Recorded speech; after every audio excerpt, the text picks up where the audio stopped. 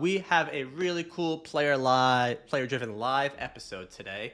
We have a lot of interesting topics to cover, but we are also joined by a new guest. I'll first welcome my normal guest, Colin Neese from Mind Game Data. How's everything going, Colin? Good, man. Good. How are you doing, Greg? Can't complain. It's Thursday. It's beautiful out, and yeah, happy Yom Kippur to those who are celebrating. And Lewis, welcome to the show, Lewis Ward. Lewis has been, you may have seen his face on Player Driven before. He's going to start helping with a little more content, running some podcasts. It's going to be really cool. Lewis, you want to say hi to everyone? Everybody, great to be here. Yeah, thanks for having me again. And yeah, this is the first time since I left IDC after about 15 years covering games in XR. So fingers crossed, I'll be able to still nail it.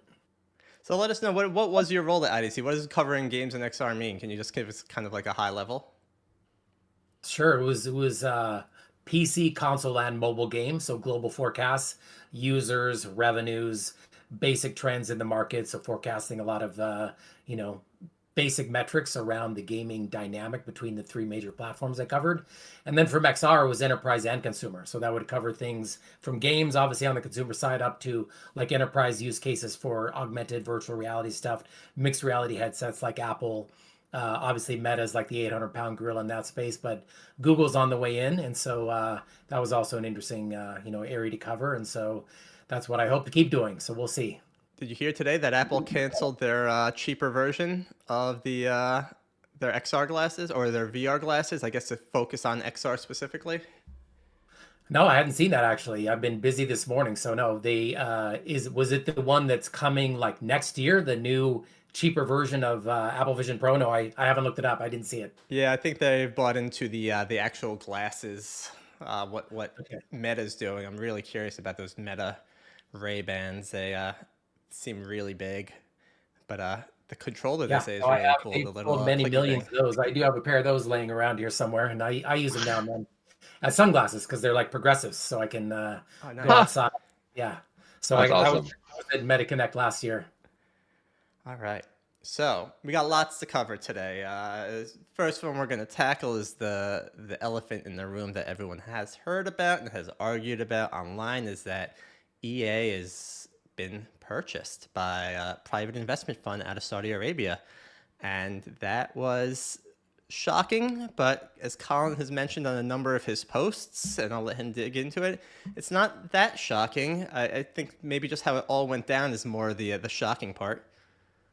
Yeah, I mean, I would agree with that. I feel like I've been on a bit of a speaking tour this week about it, so I'm sorry if my takes aren't as fresh for those who kind of have heard me say it before. But like, EA has been trying to sell itself for like 10 years, 5 years. I in recent memory recall that Disney was rumored to merge or buy EA. I remember seeing Amazon was leaked as the buyer of EA, and knowing Amazon, that probably irked them if that's even a moniker of truth there, and they backed away from it clearly. So like EA trying to not be EA anymore and be something else has been in the cooker for a while.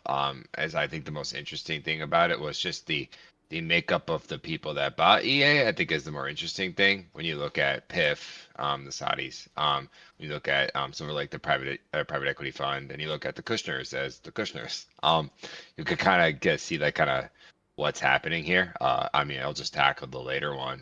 The Kushners are involved because this gets through regulatory loopholes like very quickly if our first family is involved. So that's the checkbox there. And then you look at the other two, and I think the sad thing is just private equity is involved to probably optimize things, to put it kindly. And you know, as part of my thinking on that is like, what is private equity going to do? What's optimization? Well, I mean, if the Saudis are buying it for a lot of reasons, and I'd love to hear Lewis's thoughts. I think it's an IP play. I think it's for soft power and its stated goal of 2030, whatever, 2034. But ultimately, which coincides with the World Cup. I think that's an interesting tidbit. Put a pin in that. Um, they are going to want to move a lot of people to Saudi Arabia because they're building a giant city that is for gaming, and now they own a rather large publisher of gaming, and so I suspect there are going to be bodies that are going to be asked to move or moved to other parts of the world, which means looking around North America, I just think like we're going to go through probably cuts and trimming of EA, at least in the short and middle term. And who better to do that than a private equity firm that's kind of stated to do that, and the Saudis get to kind of take a step back from that and then ultimately own the prize, which is EA and all its like underlying like assets and franchises and everything else like that. So I would love to kind of pass the baton off to Lewis or yourself, Greg, to get your initial thoughts on that. But do you agree with that? Yeah, I guess when you say private equity, you're referring to the PIF or you're referring to JP Morgan Chase? The Silver Lake, the Silver Lake component, so like the Okay, three-headed buyer, right?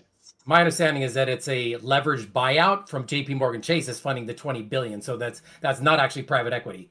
But at the end of the day, they're still being taken private through a massive leveraged buyout. And so there will still be the same strings attached. So in terms of they're going to have a huge debt to pay off, whether that means spinning out some studios that they have or something else, that remains to be seen to help pay down that debt. Presumably their core IP is going to stay there, and they're going to want to, yes, as Colin said, double down on the esports friendly stuff because the Saudis are now having what is it actually called, the Olympics? There's some relationship with the Olympic Committee to do official esports Olympics moving forward from like 2027 for the next decade or something. So, all of the EA games that presumably have some kind of esports connection to it are going to be front and center, presumably moving forward. And, there's a lot of other ramifications to it. But at the end of the day, yeah, it's I guess a sign of the times in terms of independent. Although people don't think of EA as an independent company, what I mean is not owned by a larger entity. They're one of the biggies, right? So you got Take-Two and a few others here in America, but they're one of the big, still standing kind of multi-platform game developers and publishers that wasn't owned by a larger entity. And so in that sense, EA didn't have the best reputation going into this. I suppose in many people's view, it will not necessarily improve that view, but economically at a 25% premium over the stock price, I guess I'm not shocked that they would take that deal. No, and I was looking up the Saudi city. I'm gonna butcher this, so apologies to anyone in Saudi Arabia listening or watching this. It's a Qidiya city, a new entertainment mega project in the southwest of Riyadh. So, it's the city of gaming, as they call it. So if you're gonna build something that is coined the city of gaming, then makes a lot of sense. You'd want gaming to be there. And so now they have between that and Scopely, obviously, and Niantic. I mean, they're kind of just shoring up the assets. And I think this is just part of a larger global trend. You're just seeing outside of North America multinationals basically scooping up North America publishers, and I think that's an interesting trend. And like Take-Two aside, it really opens up a question of like long-term competition, and how these people are going to actually compete, because either you end up with companies that are nestled in giant tech companies with a lot of money, which I think is a separate conversation that we'll probably tackle later. But like just big companies, right? You have these sovereign wealth funds. You have entities that are closely tied to the Chinese government, broadly speaking, right? And Tencent and NetEase. And so that seems to be the landscape of how gaming is kind of calcifying into. And so with Take-Two, I mean, I think they're ho hum until Grand Theft Auto 6 comes out and blows the doors off. And that would be the moment if they were going to sell at the high. And so I think they wouldn't be for sale unless the offer was outrageous. But Agreed. everyone else, it's kind of like, I don't know, right? You just kind of see the consolidation happening. Right. I think, there's different ways to look at it, right? You can look at it from the business side of things where, they're getting paid a ton of money and it makes sense, and you can offload some of your assets that you have. It's interesting. Well, the other EA games, what's going to happen with that? To me, and I think to what Colin you were saying, it's very much about EA Sports, right? They want to take the model that works for Scopely and plug it into EA even more so. I think, Lewis, you mentioned EA's reputation, and I think the reputation has gotten better over time. I know a lot of people still say, no, it's still old EA, but really it has gotten better. The problem is, who knows what happens now? And my bigger concern is, it's funny, I met with a student out in New York yesterday. He watches the podcast, and he's a developer. He's like, what should I do? And I didn't really know what to say. I truly think this is going to hurt the American developer gaming side of things, right? Those jobs are going to eventually go overseas. It'll be cheaper. They'll be able to have the same expertise. I mean, at a community clubhouse event a few years ago, we had someone from the Saudis as well as someone from Midwest Games, Ben Kowalo, come in. And Ben was saying how we have tons of talent over here, but we don't have money. And in Saudi Arabia, you have tons of money, but not tons of talent. But once you start buying the publishers, once you start buying the studios, all of a sudden you can say, hey, you need to come out here. If the cost of living's cheaper, I mean, if you want to go live out there, right? But it's, I don't know what you tell students. I think you still have a lot of great publishers here. They're smaller. I love Midwest Games. I think they do great stuff. Acclaim just came back. And I think this is a great opportunity for those smaller publishers to come say, hey, we still want to make games here. You can still make games. Like, we have the talent here. The problem is it going to be affordable talent? And how do you tell people what your next career move is when you start seeing changes like this happen? And it's I'm not going to say it's concerning, right? It's just a change. It's how you take a look at what happens. Well, could I jump in on at some of it because I want to call it some. So a couple of things. I mean, like I think EA, people think don't realize how big EA is. So I'm looking at our live Steam tracker at my game, and right now there are 372,000 concurrents. And it's not Steam's not everything. I want to call that out, but across 158 games, like EA's got a very deep catalog with a lot of games that players engage with. The most obvious ones being like Apex, EAFC, but then they have an incredibly long tail of just things that are sticky. So, and they're the number 2 publisher on Steam right now. So they're a massive company. So I don't want to kind of undersell that bit. In terms of like the core franchises, I would love to everyone's thoughts on this, but Cynic Me says they just lost the FIFA license a couple years ago. The titles have been underperforming every single year, a little bit, like not a drastic drop, but every year it's a little bit worse, a little bit worse, a little bit worse. And we also know that the Saudis are hosting the World Cup in like the 2030s. I think it's 2034. How long does that FIFA license not go back to EA and to the Saudis? I think that's I think we might see a boomerang of the FIFA license going right back to EAFC. That would be my kind of interesting bet one. Again, Cynic Colin thinks that, but it just makes sense. And I don't think the Saudis would want a competing soccer game with the FIFA license out there if now they own EA. And they're pretty close to FIFA, and FIFA, I think, likes piles of cash. Not go too deep on that, but I think they like piles of cash. So would expect the license to snap back to EA at some point. How long are the terms of the current deal, right? Was it Konami or somebody in Japan, right? Tied them up, but for how long? Is that known? I don't know. That's a great question. And if there's an out clause, which I think no one will know, right? Can FIFA back out with that kind of penalty clause that, and like I think people are like, we're dealing with trillionaires in Saudi Arabia, and their stated goal is to make it so they're not oil dependent in the next 30 years. And so when you have trillionaires with like effectively unlimited money, whose stated goal is we need to have something here other than selling oil to the world, they're going to spend their way to make that happen. And I think this is just a piece of that puzzle, along a whole host of other things that they're doing as a, sovereign wealth. But yeah. The next franchise, I'll just tackle it. I mean, I think we all know Battlefield 6. Battlefield is having a resurgent year, so I won't spend too much time on that. We'll see the results of it in a couple of weeks, so we'll put a pin in there. But I think the other like franchises that people kind of lose sight of is like, The Sims. Still a massive franchise, still very, very, very popular to this day, and that would probably be like their third like tentpole franchise that has a massive audience. I suspect more investment to go to the Sims to see if they can kind of break it out. And then and this is kind of what I'm writing about this week. But then obviously have Apex, a bit of decline. Can they kind of give it more juice to kind of get back to where it was circa like 2020? Maybe, we'll see.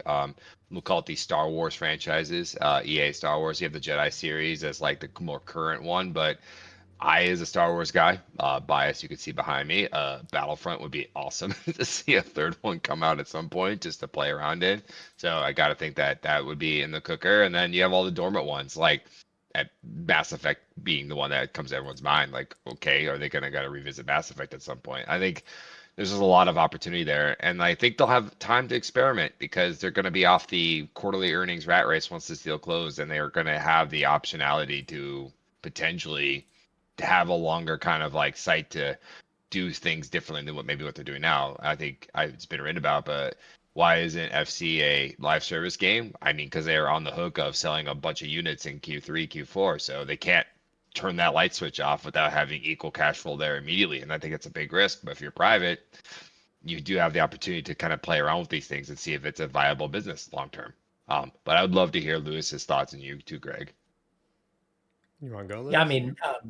Yeah, I mean, FIFA's obviously, well, FIFA now, Football Club, as you said, has been a long time, massive franchise for EA. That was certainly a blow. It was my impression that they'd done reasonably well coming out of it, not as well as obviously the FIFA brand, but that it had been doing decently well. And it was like a huge, massive money-making machine for them for many, many years. So I actually don't know how much the in-game purchases and all the other things that were the ancillary revenue came out of that, if that has changed dramatically over the past couple of years. I haven't looking particularly deeply into that particular one, but yeah, if they can get the rights back and if they can refresh that would be a huge win obviously for EA. But that's very much, I think, a longer term proposition, but something that would probably very much please their new owners, because obviously Middle East and many other parts of the world are really hardcore football fans, or I guess international soccer fans, whatever you want to call it. Yeah, there's a lot of franchises that they have. Colin's right that there's a lot of different legacy IP that some have said maybe they will get to refresh some like long beloved stuff that we haven't seen for a while. I guess it's possible, but I think there will also be some additional scrutiny and really carefully looking at how much value is in that IP. Simply because it's beloved doesn't necessarily mean they're going to want to, invest huge sums of money into it. And obviously, over the past 5 years or so, more probably since 2017, since Fortnite came along, there's been a small number of massive live service games that have sucked up an increasing share of people's time, to an extent people's money. And so if you don't have one of those massive live service franchises, I do have a little bit of concern about the returns that you might have expected in the past may not necessarily be there. And that's partly driven by the fact that we've seen a lot of live service games come out and flop from some pretty deep pocketed folks from Sony on down. And so that's not as easy to replicate or to take back some of those customers from those massive franchises that are out there. Counter-Strike 2, run down the list. Fortnite, like I said, there are a very small number of massive franchises. I might put football and soccer on that list of sports games, at least internationally, but it's a fairly short list. And so the question will be, or I suspect that EA and probably their new owners are going to be looking at, what can we do in terms of parlaying the IP that's working on perhaps PC or console or mobile, and kind of integrate them into a holistic thing and generate more money by simply making it available worldwide on more platforms. That's a lot harder than it sounds, but I wouldn't be surprised if Hollywood gets a bad rap, and Colin probably knows this better than I do, about going after sequel after sequel after sequel until the wheels fall off or something. The concern, I guess, or a concern you might want to raise is around EA's approach to this. Will they do the same thing by replicating their successful games on these other platforms rather than innovating, coming up with some new stuff? But obviously, we'll wait and see what happens with that. Yeah. Yeah, I feel like that's such an interesting thing, and like Haze Light has become like EA's like spark of like new IP. Like let those creative people do different things, and they obviously had the success this year. This I can't recall the sequel to It Takes Two. Split Fiction, right? They're able to kind of do experimentation, and that seems to be kind of the indie darling, quote unquote, underneath the EA hood. But like, I think you're right. And you kind of get worried when you see these conglomerates, and like the math ends up being the same. They look around, they say, what's the opportunity cost of, I'll pick Activision making Crash Bandicoot versus taking those same people and making more COD, right? And making more COD skins and supporting Warzone. And like, that's the sad thing with these conglomerates, is that they ultimately pick the giant whale thing, and you end up doing just one game. See, Activision, that's all they do now is one game. Sorry, Tony Hawk, but like they basically make one game. And you don't want to see EA, who also sits on just a treasure trove of IP, kind of end up in the same spot. But I am a little bit more hopeful because at least now they can see what they want, see what they got. And maybe something like Plants vs Zombies doesn't stay at the EA. Maybe they shift that off to Scopely, right? Like, oh, Scopely, you take over the Plants vs Zombies franchise. You're a mobile studio. You know this better than EA does historically. So you take this IP over and let EA focus on what EA needs to focus on. What worries me is if EA is focusing, right, you give the mobile stuff to Scopely, that makes sense. They got their system down, framework down to a fine-tuned machine, right? But not necessarily for console, right? And what are they going to do?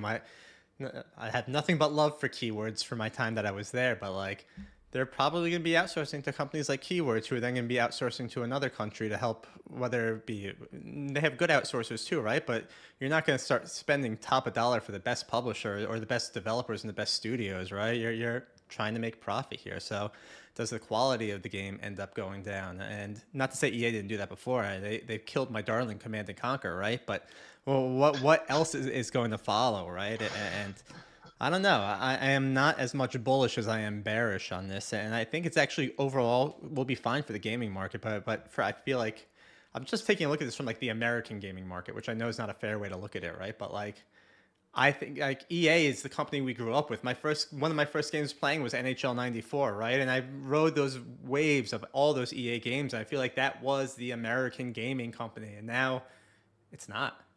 Just like that. And I Yeah. mean, politics aside, right? That whole thing is weird. And I don't want to touch that much more than that because that's a whole nother slippery slope where you get canceled. But it's all just shady shit going on. It's just like, all right, well, Oh giddy man, up. what? The Kushners are on the up and up. They're there to make sure that the transfer of the EA assets goes swimmingly, and they might take a fee. I mean, that is just American business there, I Greg. said American that in business. not so many words there. I don't know. Um, no, where did I do think we're seeing, I would say the death of American publishing is maybe a bit strong, but maybe just the complete end game of the globalization of gaming, because gaming is already a global activity. Games are played globally. That's how they've scaled into kind of the massive beast they are relative to other forms of entertainment. Because when a game comes out, it's out globally that moment, right? So you might be playing against someone in Eastern Europe. You just don't know because the matchmaking is the matchmaking. And it's based on skill, and sure, latency too. But like that is the possibility. That's kind of how gaming has got to where it's at. So it makes sense that the companies that own it are going to increasingly be spread across the world too. It's not just going to be a North America, EU centric thing. And so you're just seeing that kind of play out as well. But if you look at the more American companies, they're not publishers, but they're gaming companies. Like Roblox is probably the shining star of the thing that's growing like a rocket ship in North America right now. It's like, well, we just invented another platform for things to be on. So as America becoming the platform owners of these gaming where the games are on, it seems to be a trend that you could maybe argue that's where it's headed. But yeah, I just think that just stay in the end game of globalization of gaming, Greg. Well, you gotta tell us about this mindshare, man. When's that Roblox experience? When's that Fortnite experience gonna be number one? And my money's on K-pop Demon Hunters, man. That's going to crush it. My kids are already screaming Uh, downstairs that they want the Roomy skin. Yeah, I have a daughter that's the 3 going on 4 this in this month, and so we I think she hums Golden every morning. So I'm inundated with K-pop up all over the place, and I can't escape it in my life right now. So I live that. Yeah, I the UGC side, I think like Roblox this year took per our data at Mind Games, so we track behavioral signals across the internet. We quantify that into a demand share, attention share metric, and report it on it weekly. For 5 years since the start of our tool, Minecraft pretty much owned the top spot. That is, and a lot to do with its audience in China, to be honest, a big audience in China for Minecraft. That got usurped this summer with Roblox. So now you're finding Roblox kind of on the rise. I am not as bullish on UEFN, but let's see what happens after all the announcements from them this week to see how that kind of trickles down. But I would say they've been on a steady decline minus OG modes launch for Fortnite. And we talked about this in a previous conversation, Greg. But like again, I stand on this. Like we should build a gold statue to Tim Sweeney. He did a lot in terms of driving value to the gaming industry holistically. So he is awesome, Hall of Fame. But he value destructed the heck out of Epic and Apple. I don't think there was any winner in that lawsuit. It was just two losers, one that lost audience, the other one that lost face. But the gaming industry is better off. So it was almost like a sacrificial kamikaze at Apple that opened up a lot more doors, which is great for the industry, but probably sucked for his immediate short-term interest at Epic Fortnite. Well, I'm a big fan because of that, and go back to believer of net neutrality and all the rest of that. So I think there is I don't want to call it a crusade, but I think he and probably Gabe Newell up at Valve both believe similarly that, especially on the PC side of things, that it should remain open. And that view is good for developers and publishers, and that he did take it on the chin. You're right, I suppose, to go up against Apple. But he is a believer that that model should win out over time. I hope he's certainly right on that. And Greg, to your point about consolidation and whatnot, he would argue just the opposite. And I think Gabe Newell will do the same thing up at Valve. And maybe even when we talk about Roblox and so forth, I don't know the CEO there as well.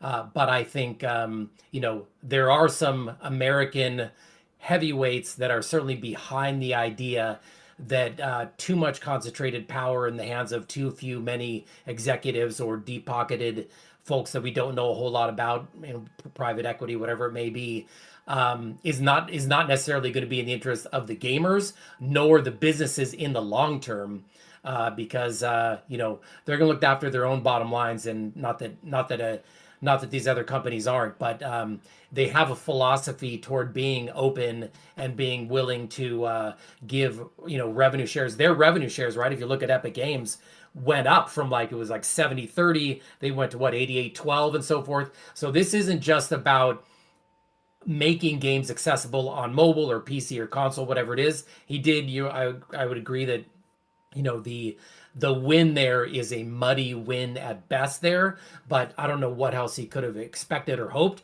I just think he was pissed off at Apple saying their 1984 thing going back in the day around Microsoft, trying to say this is how you should be doing things, and going up against big bad Microsoft as Apple. And then the irony of Apple kind of doing that to devs and pubs and other companies more recently, I think, is something that really set him off in the wrong direction. But anyway, a long digression to say that, I think there's some evidence that there are companies here that are interested in fostering a fairly open and fairly generous in terms of the rev share with the companies that are on those platforms, relative to how models have been done in the past. And so I think that's what Tim Sweeney and some of the other veterans that I've talked about really want to do, and think is good for the industry and probably America, but I don't want to speak to that for them.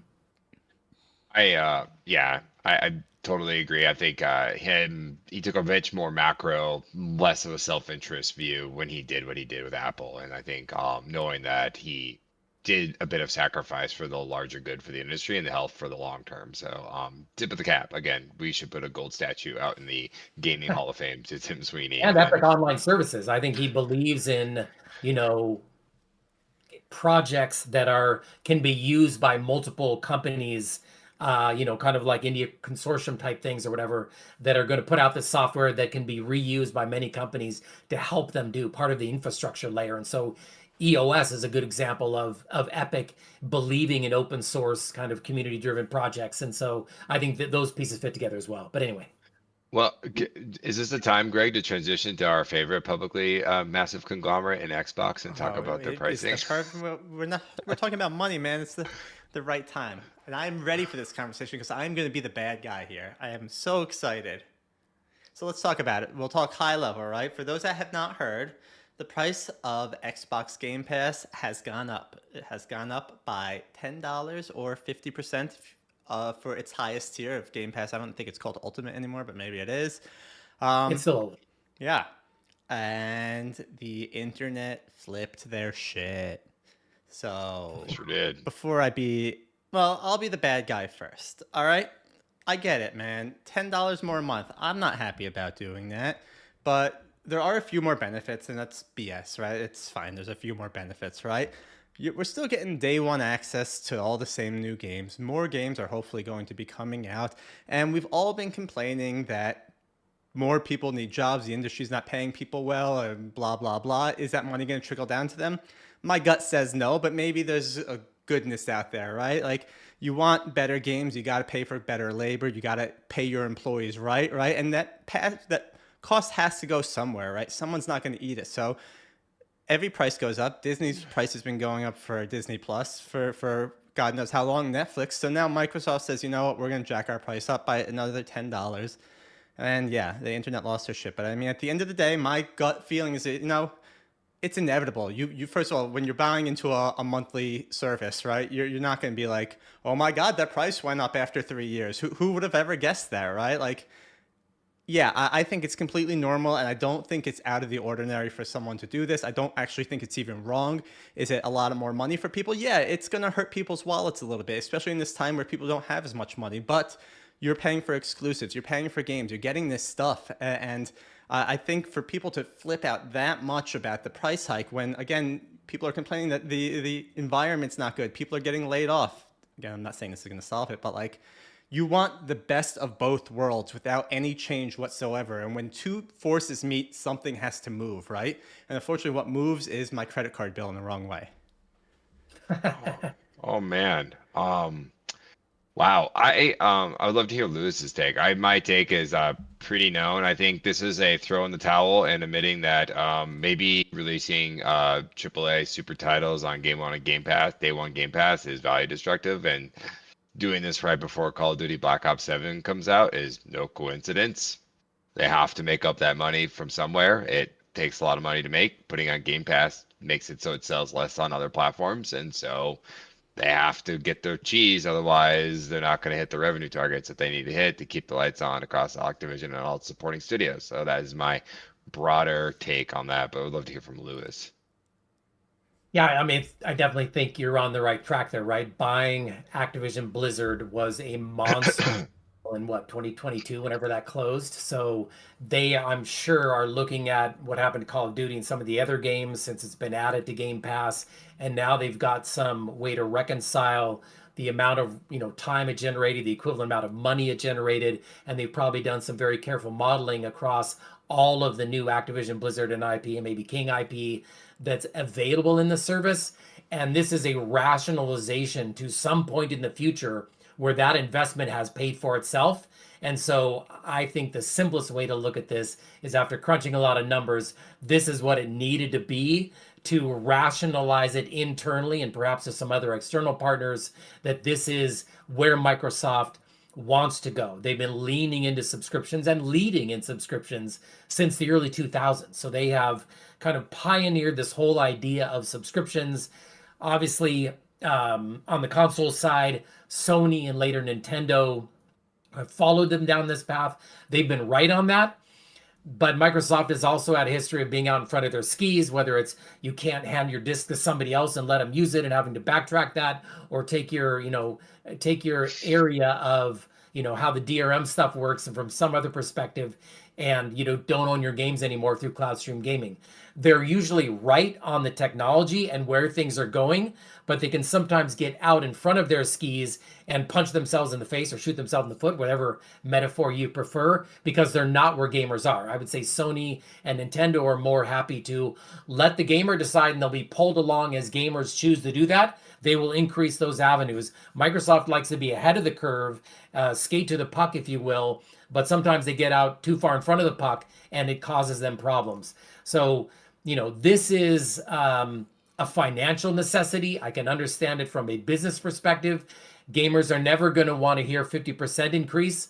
The other thing that crossed my mind is the story of, if you increase the temperature on a frog in a pot, it will just sit there until it boils to death. I don't know if that's really what's happening, but certainly, Microsoft has talked about, being like Netflix, right? And even early on, I think they used Netflix in some of their first descriptions of Game Pass Ultimate.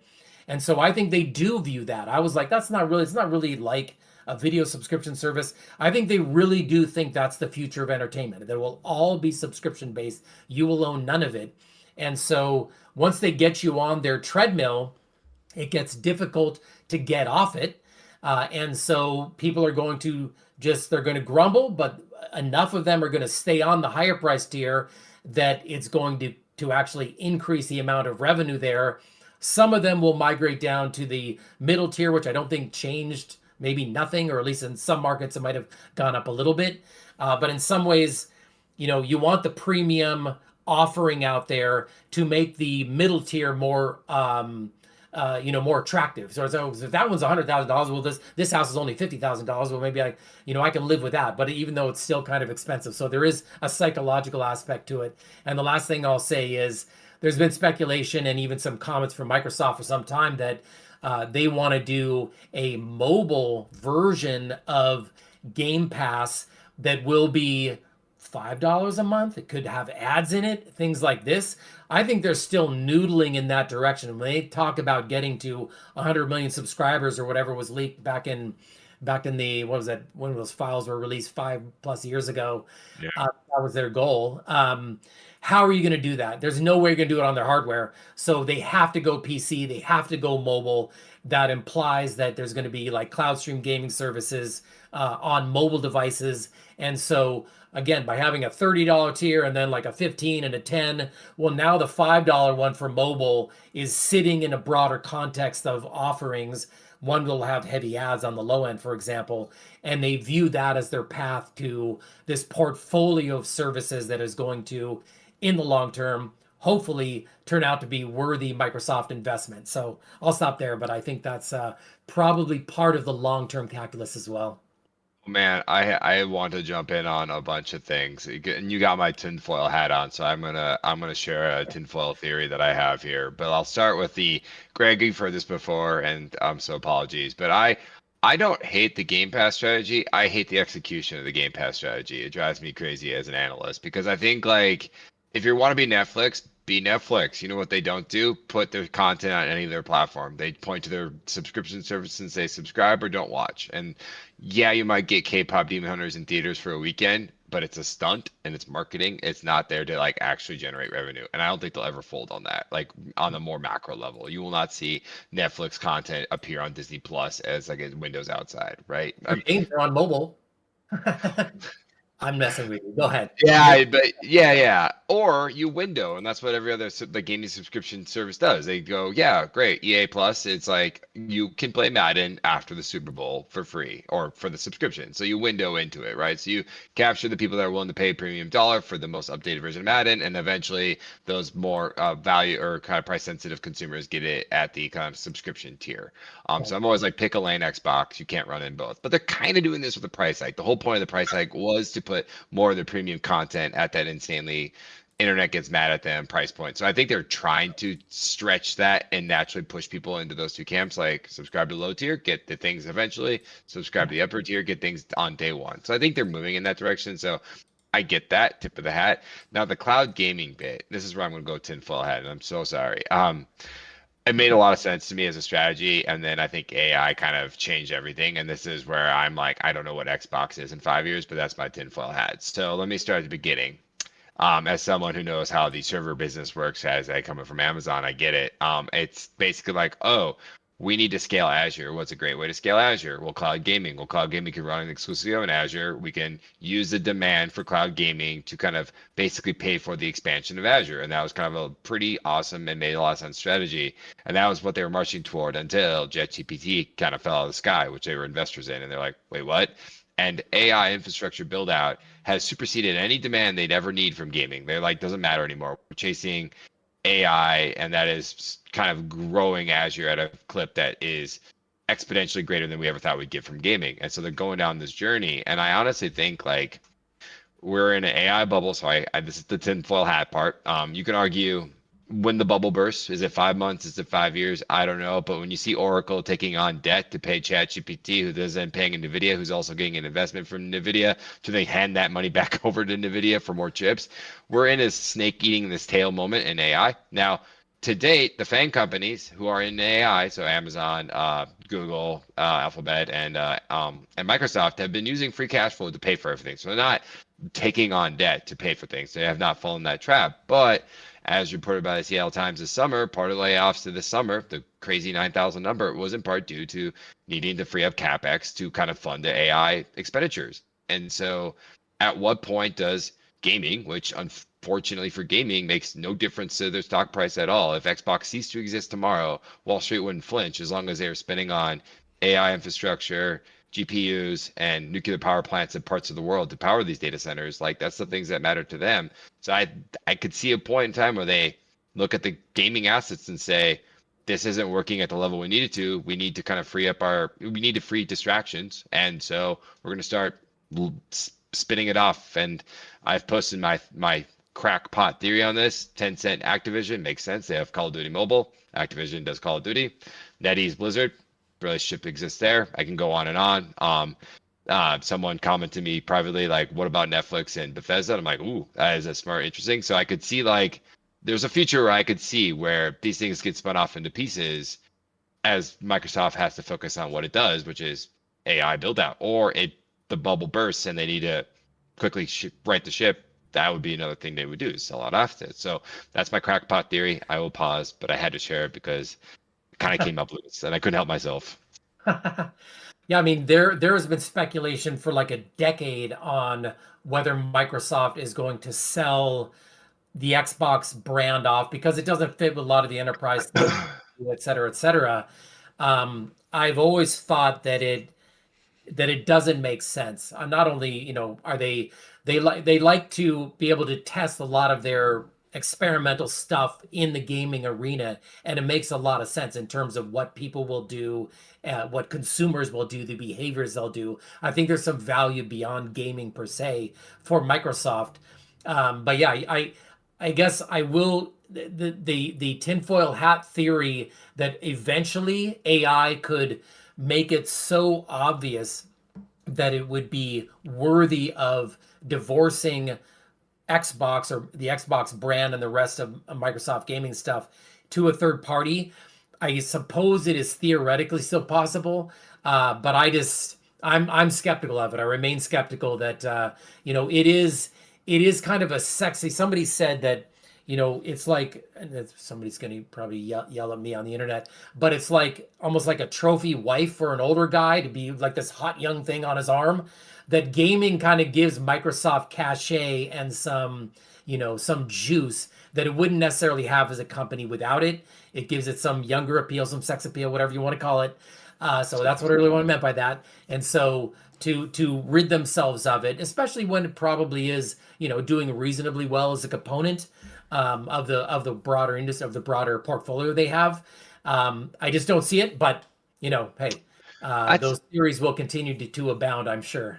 That's actually a really interesting point. And I don't think you're wrong that having a gaming asset might be a way to drive in top tier talent in AI, etc., because they like the idea of working on gaming, and that might be just what it is at some point. It's just a recruitment engine for people to kind of quasi work on gaming, but also kind of working on the other kind of endeavors of Microsoft. But yeah, your comment made me laugh because I always think back to, like, this is why they kept it around, because Steve Ballmer had Nokia, which is like lighting itself on fire as like the worst acquisition of all time, and then he's like, but I got Xbox. Like, isn't this a darling?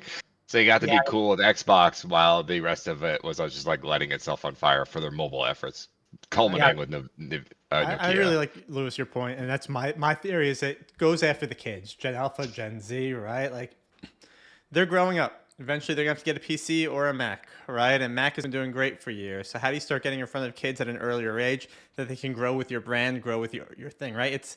I'm not going to say it's a loss leader, but you can look at it as like, all right, well, if we can start investing in younger generations or buy our hardware now, it's basically they'll stick with us for a while. And I truly think it's a way to just keep kids playing games, right? Keep them in the environment so they can play their game on their PC, they can play it on their mobile phone, they can play it anywhere. But at the end of the day, you're picking up not a Windows device, not a Microsoft device, but a device that can run those games properly, right? And you're in the ecosystem. It's about numbers, right? It's a numbers game.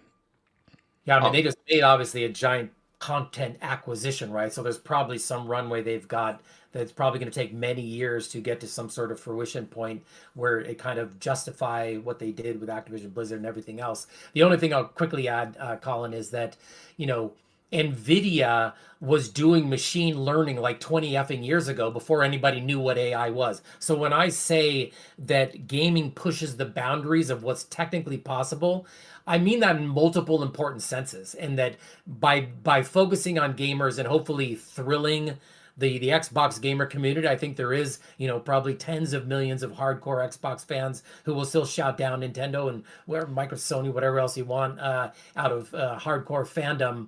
I think that there is important things to be learning about what consumers will want to do down the line inside of gaming and well beyond, simply by understanding the gaming angle of where it's leading technology to go, by following what gamers are actually doing. That has some halo benefits for stuff outside of gaming, and so that's all I meant by that. Oh, and I actually have to call and say this out. I know the gaming industry is mad at Xbox for raising their prices, but like I think we should be very clear. Xbox is also heavily subsidizing the gaming industry right now, and if they were to disappear tomorrow, that would have pretty drastic ramifications, right? Like, Riot has their integration with Game Pass. I'm sure that's not free. I'm sure they're getting paid a healthy amount of money from Xbox to have that content on that platform. Same goes for a litany of indie studios like Claire Obscure, who had a wildly successful game, and congrats, but they also probably got some cash to de-risk their game by being on Game Pass day one. So there is a subsidy effect that's happening with Microsoft that, I know we want to get mad at them, but if they were to gone tomorrow, I think that is really drastic and dire consequences to the gaming industry, because they are effectively subsidizing a lot of things happening right now. So I would want to be fair and call that out to them too. All right. Agreed. It's time to start wrapping this up. I apologize, Lewis. I cut you off there. I'll let you guys each get one more thing in here. But I think this has been an interesting conversation and something to think about. Do you have any other thoughts, Lewis, you want to say before? I mean, in prep of this, I just and maybe Colin knows this better than I would on the numbers, but I know that Battlefield 6 is coming. It'll be very interesting for me to see what's going on. Hardcore PC gamers seem to be all over it on Steam and elsewhere. What's really going to happen, right? Does Battlefield, this kind of resurgence, if you will, especially compared to 2042, does it really crush it in the fourth quarter and do something that it hasn't done relative to Call of Duty, Microsoft's kind of crown jewel there? I'll be keeping an eye on that. I think that's an interesting thing to watch. But that was the only other thing that I felt like saying, that this fourth quarter there will be some monster games coming for sure, and it'll be interesting to see, tying EA and Microsoft back together, if at least in the shooter genre on PCs and consoles, if some interesting dynamic may emerge there that's worth that we'll be talking about in early 2026 or something. No, totally. And for me, I mean, the second part of what I'm writing this week on my piece, which is very much a September recap, but it's a theme that I've been talking about with you, Greg, for a while. I know Newzoo's written about this. I think this is the year, I think the gaming industry hopefully wakes up and says, why do we only release games 5 months a year? There's 12 calendar months. We need to spread out to kind of de-risk everybody, because if you all release the games at the same time, you're going to act as a deflationary effect on each other, right? The fall of this year, I think, is going to see that a lot of games are underperforming because they're all on top of each other. They need to kind of look across 12 months and say, can we own January? Can we own December? Can we own March or even July? I think those are all open months to have more competition. Like July should not have been Donkey Kong and nothing else. Like Donkey Kong did well because it was the only thing that was out, that was new, right? So I just think we'll leave this year with that kind of that POV, and people in the industry are already talking about it. Shout out to Newzoo, did a good job on the write-up on that, and something I've been on that corner for some time. So I concur completely with what they're saying. Awesome. Colin, I appreciate you being here. You let us know where we can find you.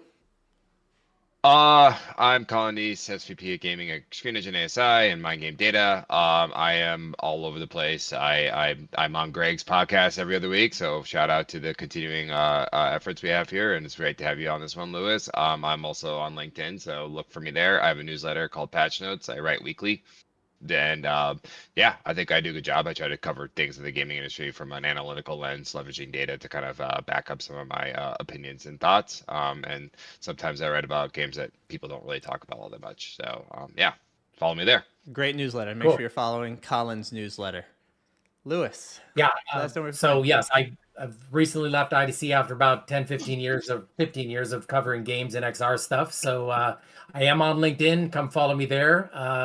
Yeah, I'm happy to be on this, and I hope to be covering games again through some entity. I don't think I'm going to hang out my own shingle, but hopefully I'll be covering games and XR stuff in the near future somewhere else, wherever I land. So yeah, come hit me up on LinkedIn right now, and I will try to put out some posts on that for the time being. And you'll see some of Lewis's content hopefully on Player Driven over the next couple weeks. You'll get to see him interviewing some cool game designers and some other stuff coming up. So super cool. And I am Greg Posner. I am Player Driven. You can check us out, playerdriven.io. And guys, love the conversation. Thank you so much. I'll be seeing you hopefully on Battlefield 6 in the next couple weeks. And yeah, let's do it.